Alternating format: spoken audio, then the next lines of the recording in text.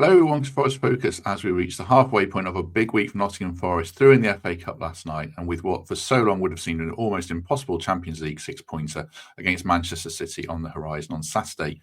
Can Forest end what has so far been a dream season with that fairy tale finish? Joining us to give us his view is a multi-awards winning football writer and now podcaster in Henry Winter. Henry, good to have you back with us. How are you doing today? Yeah, good. Enjoyed watching you last night. Very impressive. Yes, yeah. I mean, it was. I didn't think it was ever going to be easy. Ipswich put up a really good fight and fought for their shirt. What did you make of it overall? Just elaborating on that. I thought you deserved it. I thought your penalties, was it Exeter early in the season, fourth round? I think it was the same group of penalty takers. And I think Nuno'S afterwards was talking about how we practice and practice. I mean, every team practices and practices. I mean, particularly in this country, which hasn't had the greatest of reputation and has a bit of a paranoia about penalties, everyone knows now the importance of practice. But it's then replicating it. I mean, you obviously in front of your own fans, but I mean, just watching the penalties, I was watching on the television and just the body language. I mean, having been through 8 or 9 of England's 10 shootouts, you just look at the body language. You just look at taking those extra seconds. You could see with the Forest takers that the psychologists have been at work. I mean, Wood strikes me as someone who doesn't need a psychologist. Gibbs White's a confident individual. I'm just reading the others: Anderson, Nico Williams, and Hudson-Odoi. But they would have worked with people. They would have worked with coaches, and they strike me, those 5, as individuals who after training would have taken a bag of balls and got an academy goalkeeper and just practiced them anyway. So I thought when it went to penalties, I mean, Delap was always going to score his because he's such a good player. But I just thought that you would have the edge because of the body language and because I know Nuno and I know how prepared you would have been. So, but it was, I mean, what a fantastic night. And you've not always had the greatest luck in the cup. Was it 59 since you last won it? Way before your time, even before my time. So yeah, it's great to see. On the penalties, we were discussing this morning as we recorded this with on the podcast with Gary Birtles and a couple of podcast regulars around the general improvement in penalty taking. I think that's fair to say, but specifically with Forest, do you think the quality of the penalties shows kind of a mental strength within the squad that I think has got to be some kind of factor in the success of this season? Do you think that's fair or not? If I was thinking of 2 words to describe Nuno, I would go team and spirit. And if I was going to describe 2 words together to describe Nottingham Forest, team spirit, that camaraderie, that strength, that physical strength as well as mental strength. I also think it's a slightly different generation of footballers nowadays. They take more responsibility. They do practice more. They don't, I mean, what was it, 30 years ago, they would have gone off to the snooker hall or to the races, the bookies, whereas now they do practice. They're very conscientious about these. I mean, you have I think 2 or 3 players out there who would have come through the FA system. And that part, I mean, obviously Elliot Anderson was mainly Scotland and then came into the under-21s. But, I cover a lot of FA and England pathway, and they have penalties all the time. It's drilled into them, so it is second nature. I mean, we had a slightly amateurish, probably towards the end of the Glenn Hoddle era with England, so that's 98, 99, and then bleeding into the Keegan era, where it was considered almost like it was the wrong thing to do to practice. It was all about sort of instinct, and that was the way that Hoddle and Keegan played. But then after that, the FA got a grip of it. They saw the study had been done in Holland and they just worked on penalties. And now I think you go 1-3-5 for your strongest penalty takers. I don't know whether that was replicated in yours, but certainly England under Southgate, it was 1-3-5. So, yeah, it's kind of what they do now. It's systemic. I mean, even if you've got players from other countries, they will just be so used to doing that in their own individual pathways, wherever they come from. But it's certainly imbued into the young England players. On Nuno as well. I mean, I know you're a fan of Nuno, definitely. When you saw, I don't know if you saw it, the way he celebrated, I think he's giving Oleraine piggybacks and stuff like that. That's not really typical of a manager. That's certainly indicative of a bond between players and managers. You could see just how much it means to him and the competition. I listened to your podcast this morning on the power of the FA Cup. You could see what it meant to Nuno and that group of players. Well, absolutely, and it's fantastic. I mean, he can also possibly see that it's definitely opened up. I mean, you look at the City Ground, you look at the 8,000 Plymouth Argyle fans travelling, you look at the Brighton fans who went up to Newcastle. I mean, the passion amongst fans, amongst the media, and is absolutely huge.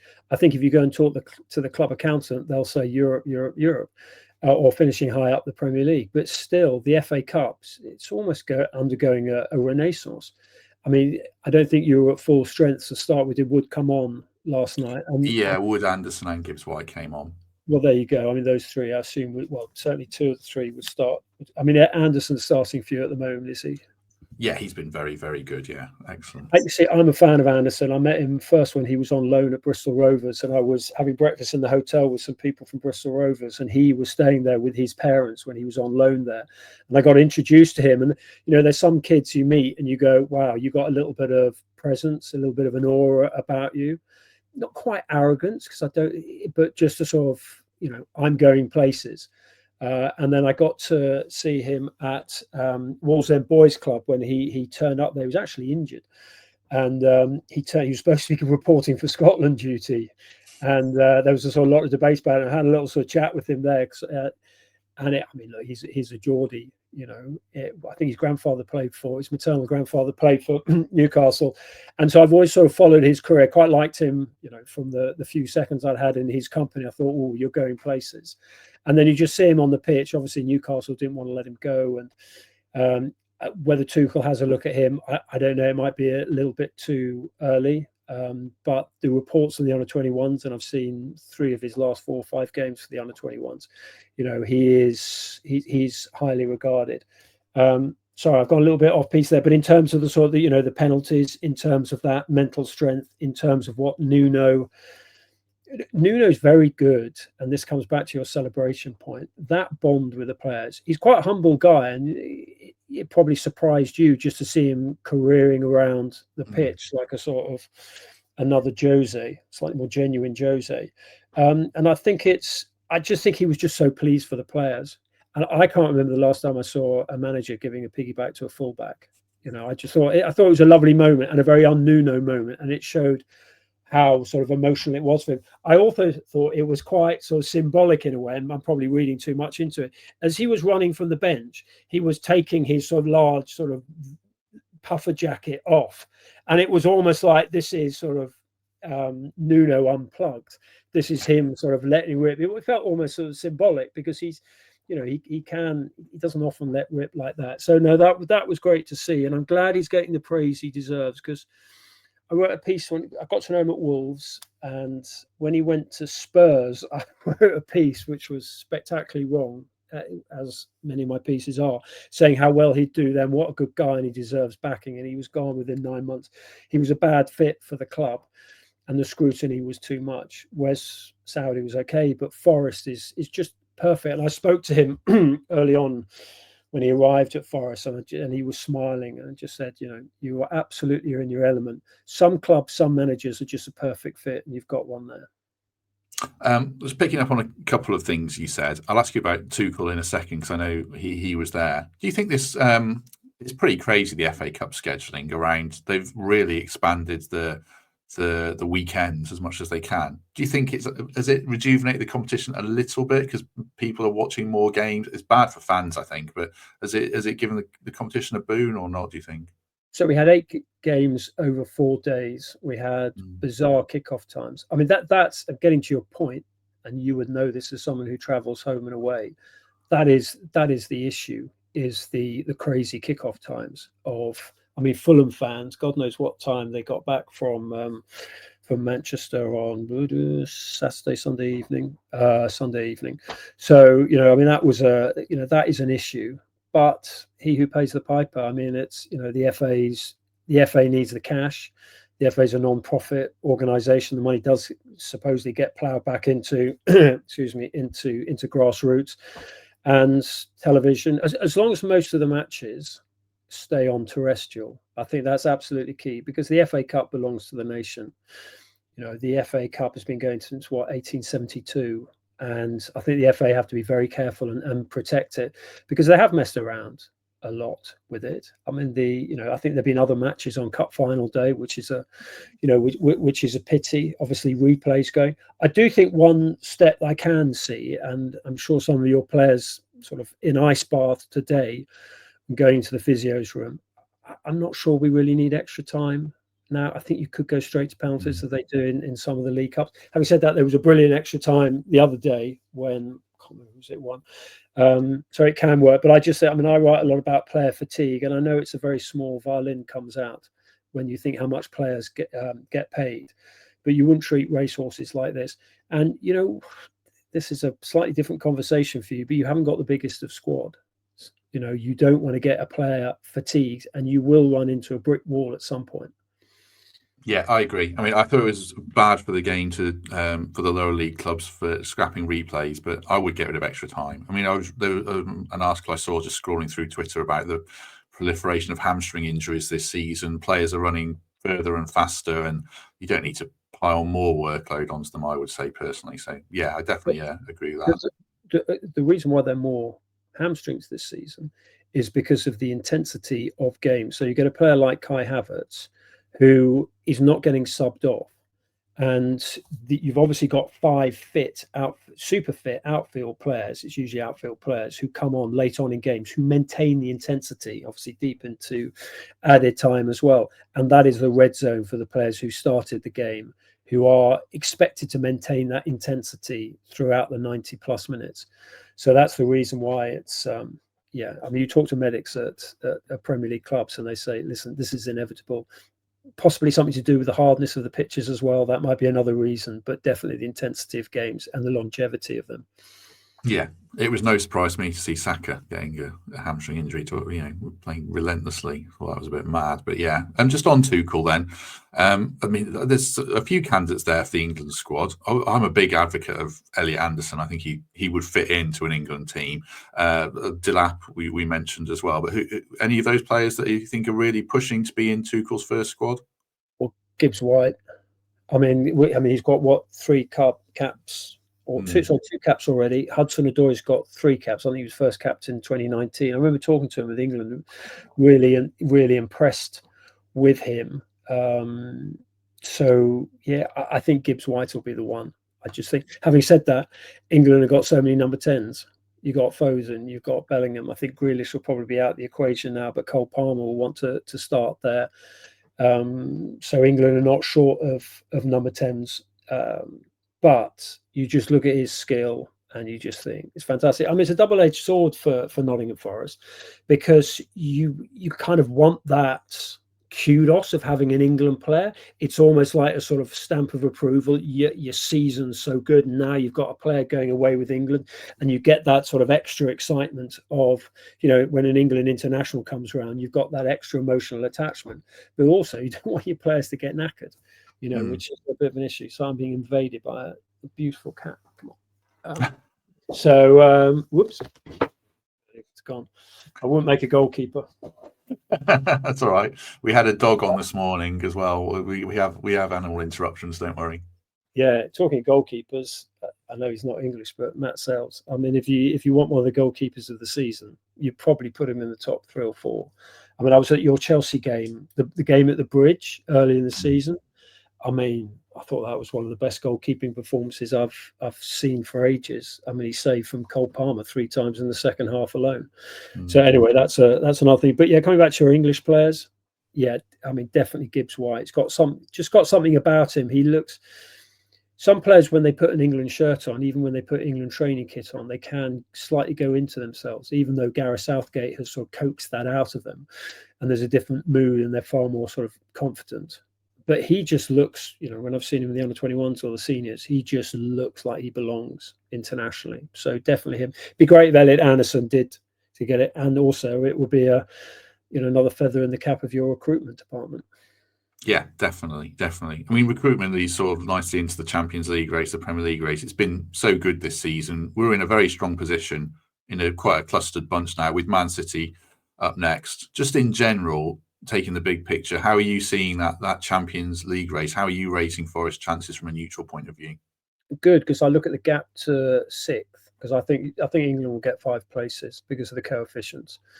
So, and there are obviously other ways of sort of expanding the European places, but in terms of the Champions League, I think it's what, 4 points to 6th place. So you've got everyone's on the same 27 games. So I think you've got that buffer.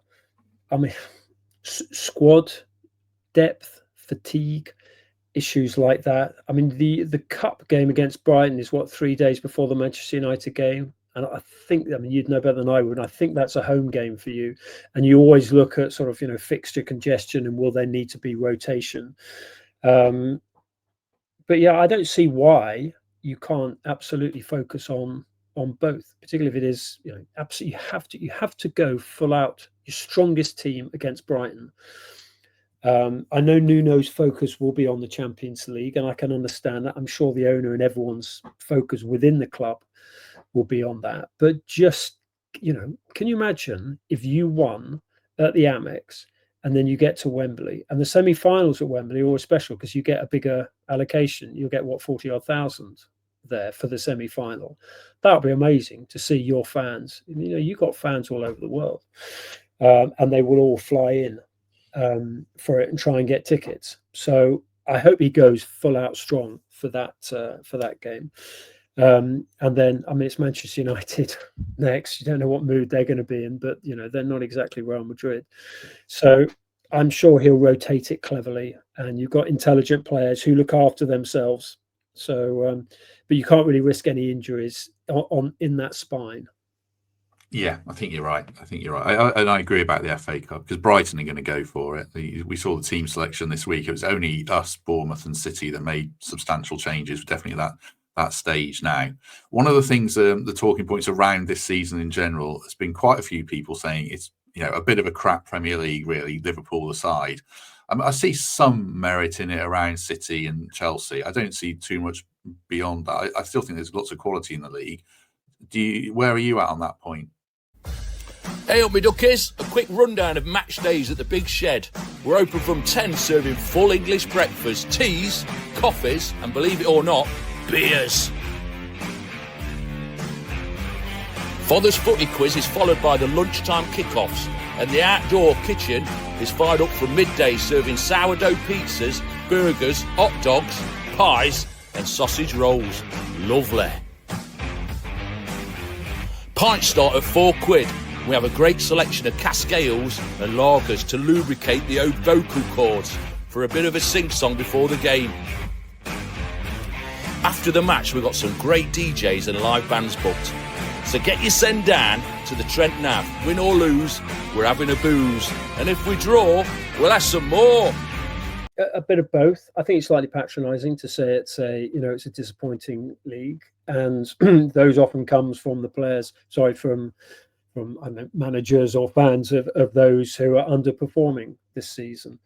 Arsenal have got a good team, but if they'd bought a centre forward, they would be an exceptional team. They overplayed players like Saka. Rodri's injury for Manchester City in the Arsenal game earlier in the season just was like a pack of cards, and then suddenly the fact they weren't replacing aging players. But then you look at what Manchester City have done in the January transfer window, 200 million quid. They brought it all forward. They'll probably have a strong end to the season. I hope you get through that first hurdle. But what I think we've seen is the intelligence of managers throughout the league. So you look at, Nuno's in the top 3 managers this season. Obviously, Arne Slot at the top. I think there's always a slight irritation amongst other fans when Liverpool do well, and they want to say, because they don't want crowing Liverpool fans, and they maybe do down Liverpool's achievement. Liverpool have been fantastic this season. Arne Slot's done a brilliant job there. But Arne Slot obviously probably get manager of the year. But you look at Andoni Iraola at Bournemouth, what an amazing job he's done. 7 or 8 injuries, and he still keeps on producing good, attacking, well-organised teams. So I think we are seeing. You can debate a little bit about the quality of the football, but you can also celebrate, the influence of the managers. Nuno, Iraola, Slot, Hertzler as well. There are others as well. Graham Potter, who's been derided a bit, has now come in and organised things at West Ham. So yeah, it's a little bit of that. Maybe teams are defending a little bit more, and like playing like you, just playing in transition, but you're still a very attractive team to watch. I wonder whether the issue with atmospheres has allowed away teams to do slightly better or be less. There aren't so many fortresses around anymore. I mean, you guys won at Anfield, so yeah, it's a mixture of things. But I mean, the footballer of the year is still going to be Mo Salah, who's produced probably the best in the top 5 individual seasons that I've ever seen in 40 years covering football. So maybe we can celebrate that as well as acknowledge a slight dip overall in form. Yeah, I think so. I mean, I'd throw like Glasner into that mix as well. I think the mid-ranking teams are significantly, or certainly notably better than they were 10 years ago. This is an aside question. Do you think ticket prices are a factor in atmospheres, and then maybe as a knockoff helps away teams? Totally. I'm bored writing it and tweeting about it and talking about it. Well, not bored because it's such an important issue, but I do a radio show at the weekend, and most weeks we have a fan from a fan organisation or from the FSA just talking about the issues of ticket prices, and it's a huge issue because there's a cost of living crisis. The 18 to 24 who are often the lungs of a stadium or a stand, they're being hit by sort of college, they're leaving home, all those sort of issues. So it's season tickets, it's concessions. West Ham had a great win last week when they spoke sensibly to the board. I also think we are seeing the threat or the prospect of the regulator. Clubs have suddenly woken up and they realize, hang on a sec, we need to start building relations with fans, because otherwise the regulator is going to come in with a bigger stick than the fans will ever be able to wield. I think what we're also seeing is more collectivity amongst fans. Tribalism will always be there. You will always have your rivals. I mean, I live in a village in the East Midlands, which is pretty much split between Leicester and Forest. And okay, everyone talks in the pub, but it's quite clear the rivalry. So I'm very aware of that. And obviously you have your rivalries of Derby and Notts, and I get all that, but I also think that fans can see the general threat, and if we tolerate this, we'll be next.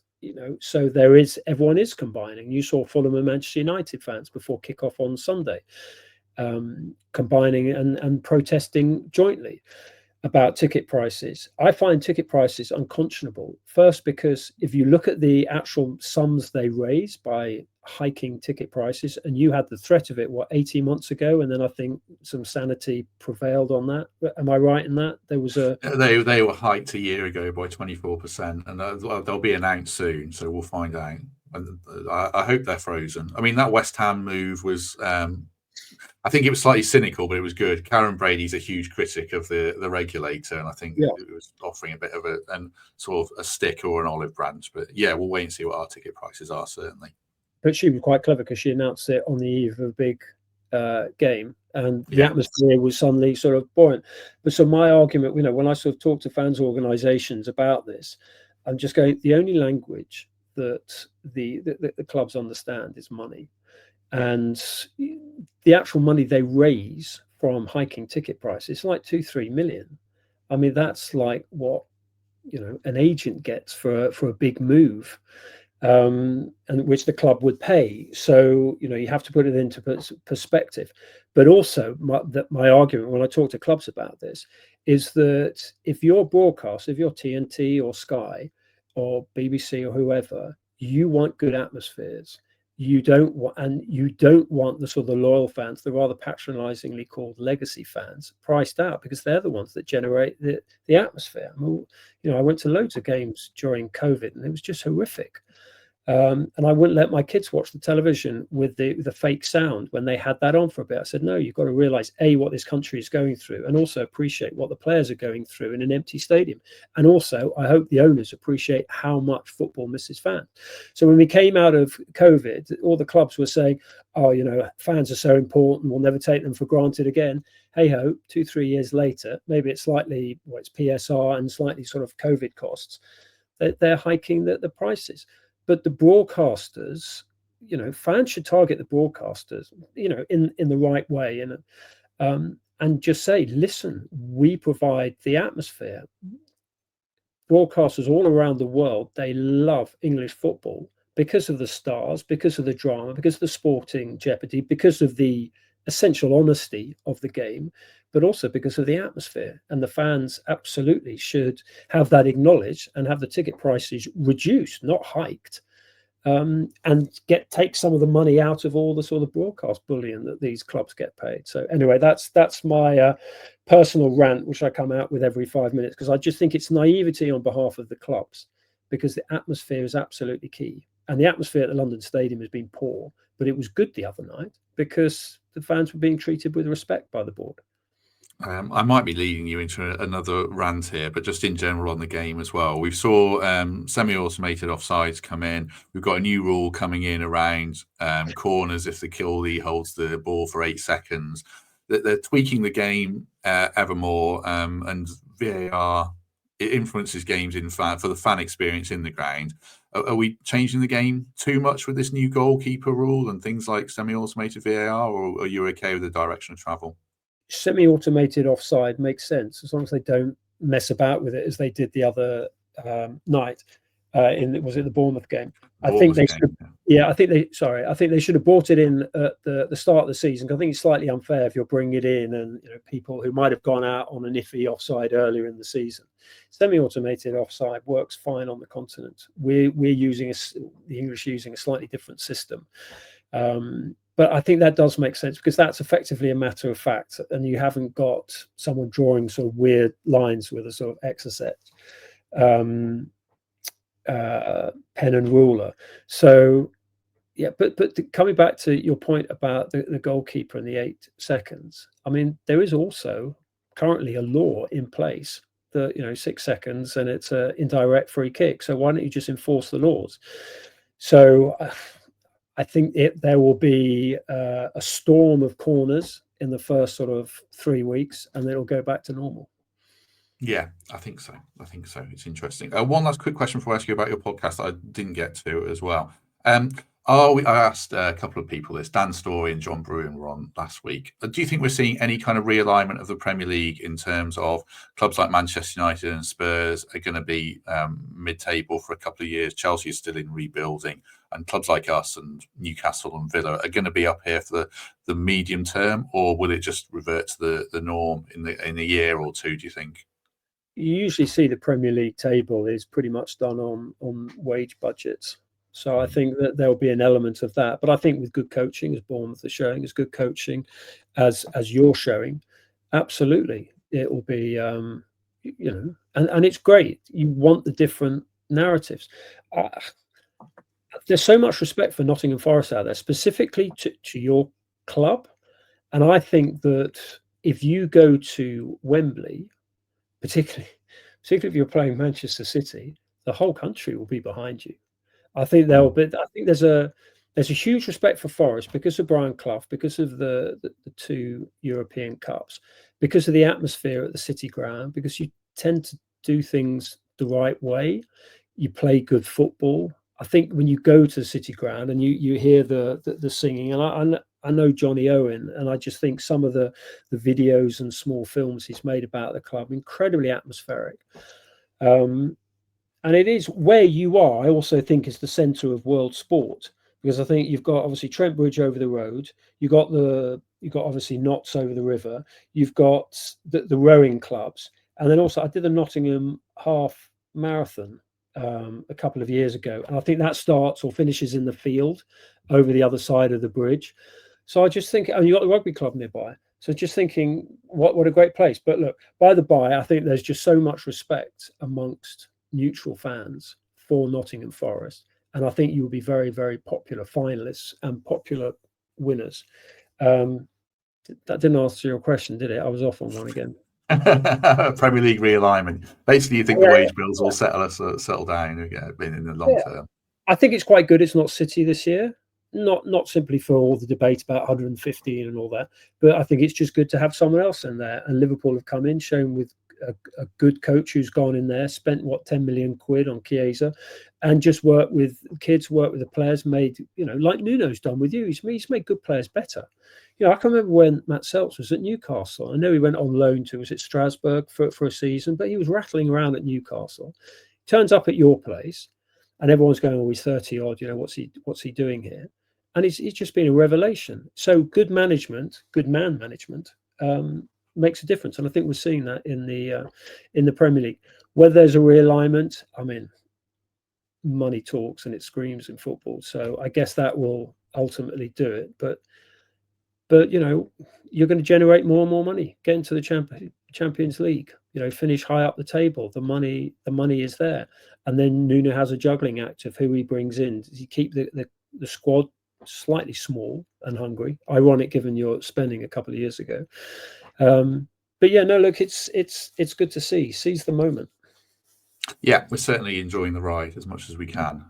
That's definitely the mentality of the fans. Right, it's been great to have Henry with us, especially as he's probably talked football already, Stacey. He's got a new podcast called The Winter View, which comes out daily. I listened to your first show where you explained the concept, so I'm probably going to ask you to repeat yourself a bit. One of the things about this podcast that I do is sometimes I think it's too long. There's no sub-editor in my ear giving me a word count from my writing days, so sometimes we get a bit carried away. What you do is... it's a bit more punchy. It's kind of 10 to 15 minutes daily. Just tell us a little bit about your podcast, if you want to take the opportunity. Yeah, it was really kind. Thanks. I mean, when I left the Times about 9 months ago, or well, they left me technically, I've been looking around just to see what the next stage was. And I've still got ink in my brain, in my veins. I love newspapers, but you look at podcasts like yours, you look at the immediacy of social media, and in a way, that is where the market is a horrible word, but that's where the interest is. I mean, my kids don't read newspapers. They want clips on YouTube. They want short podcasts. So I looked around and thought, how can I merge the two of sort of my interest in producing football news, football interviews, which I've been doing at the Indie, the Telegraph, and the Times for the last 39 years.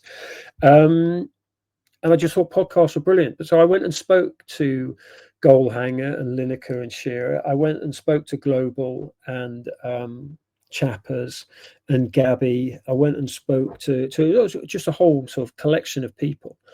And then just thought, what can I... Your podcast is absolutely brilliant, but what I wanted to do was something that reflected kind of what I was good at, which was reacting to daily news as things break. And also because I wander around talking to people in football, interviewing them. I interviewed Jack Wilshere yesterday at St George's Park, and I'll run that at some point on the podcast.